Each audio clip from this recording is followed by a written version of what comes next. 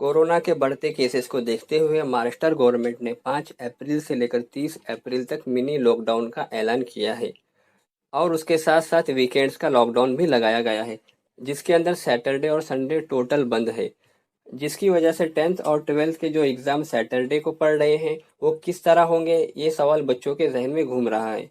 जिसकी वजह से बच्चों के जहनों में बहुत से सवालात पैदा हो रहे हैं कि एग्ज़ाम्स होंगे कि नहीं होंगे, एग्ज़ाम्स होंगे तो ऑनलाइन होंगे या ऑफलाइन होंगे। तो आपके एग्ज़ाम्स ऑफलाइन ही होंगे। 10th और 12th के बोर्ड एग्ज़ाम्स ऑफलाइन ही लिए जाएंगे। इसके लिए आप जैसी पढ़ाई कर रहे हैं उसी को आगे कंटिन्यू कीजिए, आपके एग्ज़ाम्स ऑफलाइन ही लिए जाएंगे।